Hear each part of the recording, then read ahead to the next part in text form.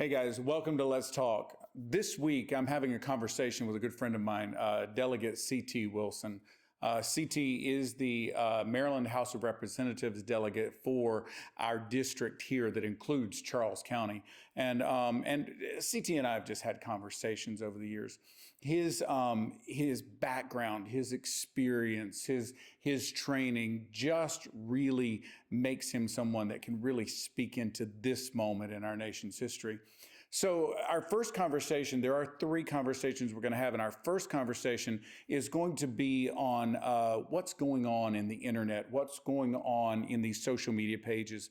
He uses the phrase in here, these keyboard warriors that are out there trying to fight a fight with us on the keyboard. So take a listen to this. Let's have a conversation about it, and then I'll talk to you when we get back.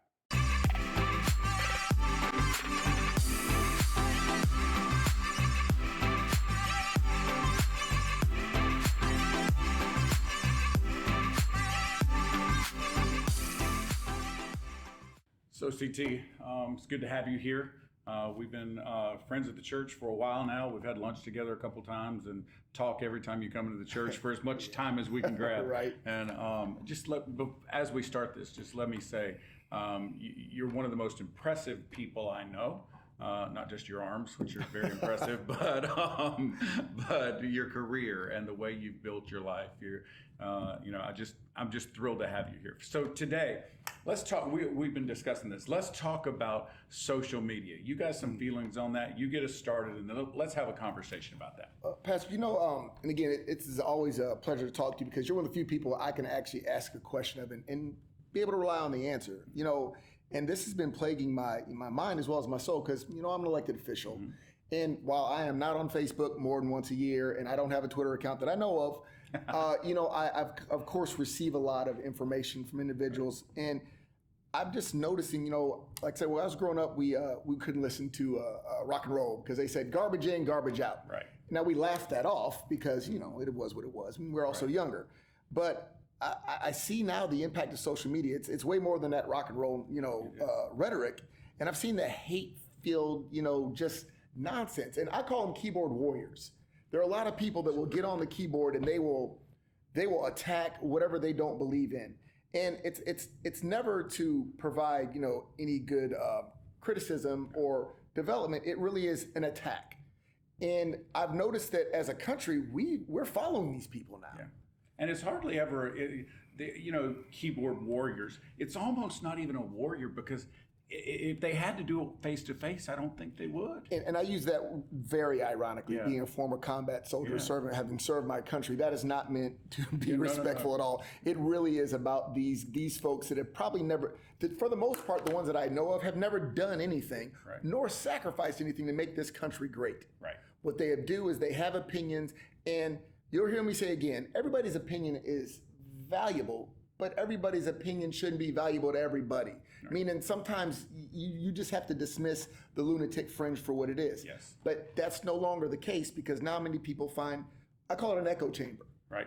They have this errant thought, and next thing you know, they have 20,000 people going, me too. Yeah. And now they're bolstered. And we're breathing life into this hate speech. I think that every opinion has value in it, but I'm not sure all opinions are equally valid. Correct. Because I can have opinions all day long, for instance, about what it must be like to jump out of an airplane, but I've never jumped out of one. That's true. So my opinion may have value to somebody, or at least to me. But, because my opinion is it's not a smart thing to do, but my opinion is not valid because I've never done it. I've never been there. And so many people on social media, they're just spouting things. And I see this sometimes even on specific pastoral pages where pastors are having these discussions with each other. What would normally be perhaps a face-to-face would be a respectful conversation. Yeah. Just becomes it just devolves into name calling so fast, and everybody hits their corners and won't be pulled out of them. And that's where to me it's devastating our community because I talk to people now, and we'll use the COVID as an example. Mm-hmm. We've gotten so bad that there's no such thing as science anymore. Right. and everybody has their beliefs, which you're entitled to, but there is no trust. So it doesn't matter who says what. It really is what I believe. And unlike the old days where you're like, well, I believe this, but I'll keep it to myself. You can do research and you'll find 200,000 people that agree with you. Right. If you believe the moon landing is fake and the earth is flat, I guarantee you there are websites that will make you feel good about what you're doing. And but the problem is you're not doing, it's not helping you. No. But it's not just, and we are energizing this by following these individuals. I talk to my daughters all the time, like, why do you follow these influencers that don't really have jobs? You know, that what they, and I tell them, you're the only reason that they have a job and a career is because you follow them. When you turn your back on these people, they disappear. Right. And I hope that our country gets wind of that. That's so important. If you turn your back on these people, they disappear. Because the only power they have is the fact that X number of people follow them. And the only reason that gives them power is somebody out there in a business is ready to sell something to the people that follow them. And that's my point. And see, it's also, you can say, because not everybody is bad. And I'll say that on the internet, although I'm not on, but when you listen to the message, and I've said this because I like, good morning, it's Thursday, June 29th, 2020, and President Obama was the most corrupt U.S. president in U.S. history. Okay, now whether you believe that or not is totally irrelevant because he's gone. Right. There's no investigation, but that comes out every day to millions of people. This is on a particular podcast. Right, it's a Twitter feed, and he sends it out every day, but changes the date. Yeah. Ask yourself why. It doesn't impact you. Right. It's not going to influence you. Right. It is to get you. It's to incite that anger and have you pick a side, like you said, go to your corner. Right. But it's not good for you. No. And that's what really bothers me is because I see them, and then and you know this because we talked about this and then when you question them, well, that's just inflames them, and now you are the antithesis. Well, you know, you go back to the COVID thing and talk about people going to their corner and just staying there. I personally know people close to me who are so afraid of COVID, they haven't left their house yet. And I personally know people who believe it's a hoax. Yes. And neither one of these is healthy for the society, and they're certainly not healthy for the individuals. You know, you can't lock yourself away and expect to not face depression. You know this because we spoke about it. I had to take off and go down to North Carolina a couple weeks ago because my mom's been locked away for so long. She's depressed. Well, I needed to go down there and see her, and my sister went in a few times to see her. Well, we stayed away because that's what we needed to do. She's in her late 70s, you know, but you know, depression can kill her as fast as COVID can. And so we went to see her, very careful about the whole thing. But that side is not healthy. But this side over here too, if you believe this is a hoax, you know, sure, you can find an awful lot on the internet to defend that. And you can find an awful lot on the internet to say we're all going to die and it's going to turn into a zombie apocalypse. That's right. You know, but neither one is true. And then they're equally poisonous. They are. And that's the one thing I'll ask anybody who's listening. When you're listening to folks and you're following your Twitter feed and all that, just know this. If they need an external enemy in order to create a point, that should be a problem to you, at least to your heart. If you need to villainize somebody in order to get your point across, because basically what it seems like what they're doing, they're trying to make you angry enough to hate people that you've never met. Right. And that's what they're doing. I mean, I have a lot of people as an elected official who hate me. They've never met me. I've been called, one lady was running for against Dean Hoyer or something. She called me a fascist. And I was like, oh, okay. You know, I don't think most people have looked up the definition of what that word means. They really have no idea what it means. And that, like I said, but they're slinging this stuff. Yeah. And there are people that listen to them and go, oh, and I was reading somebody, wow, I didn't know he was a fascist. And I was like, ooh, okay. Now, it was hard to not jump in, but luckily, my laziness always catches up with me. I'm like, nah. But to me, I want people to understand you have these extremist views, and I see them politically, far left. They're not far enough to the left. You're not far enough. Right. I've been called a bad Democrat for years because I'm not far enough to the left. I'm not progressive enough, so I'm not even a Democrat. I'm a dino. And then you got people on the right, like our governor, working his tail off. Yes. Oh, he's a rhino. Because the people on the far right, and I have the hope and confidence in our country and in our community that 90% of us are in the middle. Yeah, well, let's go there just a second because that's another thing. These keyboard warriors, keyboard terrorists. That's another thing that they do. That it's like, look, I'm just going to express something that maybe I shouldn't. I'm tired of Republican Democrats. Ugh. I would give anything to have somebody of strength run on a third party.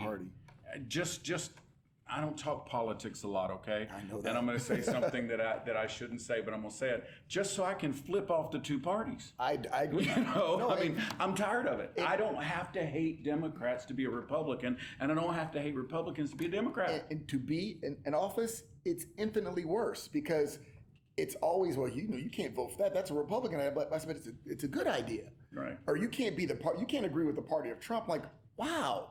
So again, they fuse it down to a binary choice. Mm-hmm. It's either on or off. It's either red or blue. And it's funny because when I was coming up, we're about the same age. Yeah. You know, they had the Bloods and the Crips. Right. Yeah. The red and the blue. And now what do we have? We have the Democrats and Republicans. The red and the blue. The red and the blue. They got, you feel what their gang sign is by the little elephant or their donkey and what their colors are. Right. And it's ironic that in those days growing up, and they shot at each other before they even got to talk. Right. They saw that red and they knew that was a blood, and that's what we do the same thing. Yes. But we're grown.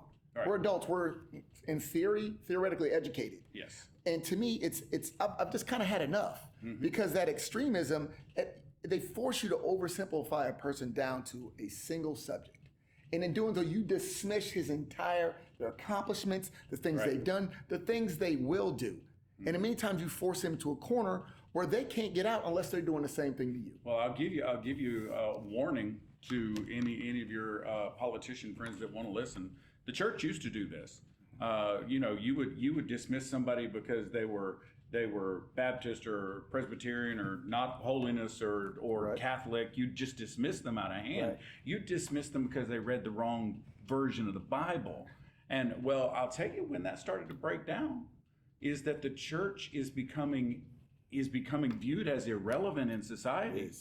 And so all of our divisions are breaking down because we got to just yell Jesus right now because nobody cares. And I have not had anybody ask me about theology to join this church probably for 10 years. Wow. Nobody. That's frightening to me because I was trained in a time when theology was the end all be all. And I think my doctrine is important, and I know what I believe, and I know why I believe it. All of that's true, but nobody asked me that question. I will come closer to them asking me about a social issue than I will them asking me about a theological issue, and that'll happen to politicians if they're not careful. And Pastor Mike, that's why I wanted to talk to you about this because I remember when I first came to the church, the things that made me choose to come here. And I remember you did this thing we were having a gay marriage debate, and you came out in your shirt. I think you had the Chick-fil-A shirt, and you held up the Bible and you said, "I believe in marriage between man and woman." And everybody started clapping, and you said, "I also believe that you shouldn't be drinking." And then you went down a list of sins until everybody got quiet, and you said, "Yes," because our job is to hate the sin and love the sinner. Right. And that's why I'm like, this is right. And see, we need to get to that on a social way. Right. And I think, and I'll tell you what, and to your parishioners, because you lead this flock, is they're poisoning themselves every day. Sure. And I'll say this, when I was a little boy and I heard them talking about rock and roll, I'm like, how is this nonsense poison? Mm-hmm. Maybe I'm just an old man now, but this is poison. Right. Well, I'll tell you, you gave a good phrase to jump off on. Hate the sin, but love the sinner. That was a phrase that worked for a long time. It doesn't work now. And the reason is this social media stuff, this corner stuff. Yeah. Because two sides of this coin, people can't separate the human and their actions or their positions. The ideology, correct. And also, individual humans take their actions and their ideologies as their identities now. Both of these are bad ideas. And sir, totally the other point of people embracing this. Yes. I'm like, how do you allow yourself to become this monolith that this is how you'll be defined? Right. It is shocking to watch it evolve from, like you said, being judged on an individual issue to basically embracing this is who I am. Right. And you're so much more. Everybody's so much more. When I meet individuals, and you know my childhood, and they're always like, oh, I'm a survivor. I always ask them, what else are you? Mm-hmm. You're an aunt, you're an uncle, you're a lawyer, you're a teacher. You are so much more than your loss, than your weakest point, than your pain and misery. Right. But we're going so far away from that. And people just really, but I don't think that people are bad-hearted, and I don't think most folks are in bad faith. I really believe they're not noticing. Yeah. Because, when you're involved every day, when you're in the middle of the hurricane, even if you're in the eye, you're spinning around. You're watching it spin. Oh, and you get used to that. Yeah. It's when you break out and you go, yes. I cannot believe that's where I was. Yes. Being influenced, spinning around, trying to keep track of all this that was so irrelevant. Yes. And I've watched people become so inflamed and so angry. I've like the Mississippi thing, we could talk about this another time, but people cheering way too much about the Confederate flag in Mississippi and people getting way too angry. You don't live in Mississippi. I haven't even watched the news. Did they change the flag down there? Yes, they did. And the thing is, and we can talk about. Let me say in the deepest Southern accent I can put on because I'm from the South. It's about time they changed that. But it doesn't. But on the but people are getting so mad about that because it's always what's next. I'm like, what's next is whatever you allow to be next. I was so proud years ago. I grew up in North Carolina, but I spent a lot of time in South Carolina. I got roots in both places. Right. And when Governor Nikki Haley took down after the shooting I remember. By the way, after shooting in Charleston that killed an employee of our college in South Carolina, Southern Wesleyan, one of our employees was in that church and was shot that night. Wow. So we lost an employee from the school that I'm the chair of the board for. Wow. And but when Nikki Haley took that flag down, I was so proud of her. Yeah. And I just the symbols of hate from any side just don't have a place. And they need to be taken away. But I will also say that, but we can't go out there and falsely create symbols of hate either and attribute certain things to certain things. Like, well, the Star of David means somebody killed Jesus. I've heard people say that, and they're celebrating the death of Christ. I'm like, that's outrageous. Again, and this is when we talk about the lunatic fringe having a voice that now is caught wind, and other people going, yeah, that's right. And I'm like, well, think with your heart. Stop letting people pull you in, and it really is. And I just wish people would look. Are they inciting you or making you think? Are they open to be questioned, or are they saying, if you question me, then you're not a patriot? My buddy says he thought Democrats were, he thought all Democrats were anti-American. And I was like, yeah, we've heard you guys are all fascist. It was kind of a running joke, but it was serious because that's the message. And it refines them down to a single issue, and it's heartbreaking. It is. Because we're getting to the point now where people like you and I can't even have a conversation because either you're good-hearted enough to be scared that you're going to say something wrong, or you're angry enough to never even want to tell me how you feel. Right. Now, we could go to church together, and that's my worry about our church, is that I'm looking around and what I think is this unity is people tolerating each other. Like you said, like we tolerate mosquitoes. Right. And we're not supposed to tolerate humans. No. And I also want to say lastly that whenever you're, and I saw that there's an antebellum South back in the day, what they were able to do is get a bunch of individuals with a poor lost everything to find a target of hate and say, at least I'm not them. Yes. And so what they've done is, but you're not going to, if you're like, well, you don't have a job because of the Mexicans, you're not going to better yourself. And I think a lot of times when people get caught up in this hate, it's a distraction from not only how great our country is and the amazing opportunities we have, things we've got to fix, but it's also a distraction from self-improvement. When you're worried about the flag in Mississippi, what are you doing about your weight, about your cholesterol, about your health, about your family, about your drinking? It allows you to go, but at least I'm not them. Well, but you see, that's never, ever, ever, ever, ever, ever healthy. Right. If you are going to be healthy and develop, you've got to start with every problem. My mom did this to me, and I think she feels guilty about it, but it was the right thing for her to do. She assumed every time a letter came home from a teacher at school, or every time something happened wrong, she assumed I did something to cause it. Same way. Now, you might. A lot of modern parents would say, "Boy, your mom wasn't supportive." No, my mom did the right thing because now what happens is when something goes wrong, my first assumption is, "What did I do?" Thank you. Take responsibility first. How you got there. Now we might find out I didn't do anything.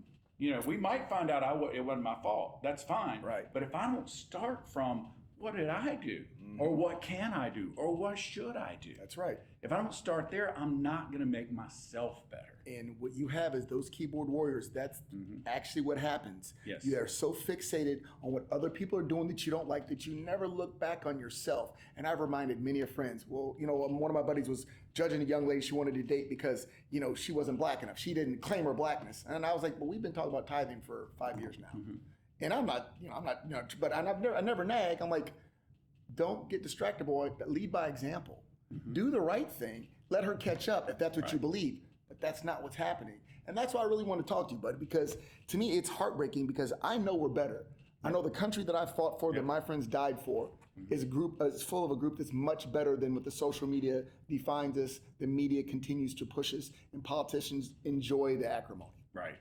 I think that one of the things that would be healthy, in fact, we're going to press for this inside the church for a couple of weeks. And this is a little dangerous right now in a time when most of our people are attending church online, but we got to do what's healthy for our people. Yeah. And so what we're going to be pushing for a few weeks is folks just disconnecting a bit. Take a breather. You don't have to stay off forever. We're not asking everybody. You remember back in the day with our music, they made us burn our albums. Right. You know, I had every album Journey and Foreigner had ever put out, and a couple of Ozzies, and I had to burn them all. You know, but at any rate, Black Sabbath was actually the name of the band. Right. But I had all those. And I had to burn them all. They would be worth money today. Right. We're not there. We're saying everybody needs to take a breath. Let's take a breather, and instead of having your internet warriors run into your head, how about we give the Holy Spirit some space and let him talk to us? Amen, brother. So that was our conversation about social media and the keyboard warriors out there that are trying to steal your peace and your joy. So what I want you to do is I want you to take some time, really think through it this way. Perhaps you should take a break from some of this stuff. Perhaps you should push some of this social media garbage aside and stop having the argument, because the longer you allow them to steal your joy and make you angry, the more you give the trolls on social media control over your life. You need to break that control. You need to take control and let the Holy Spirit set you free from the anger that's caused by all that.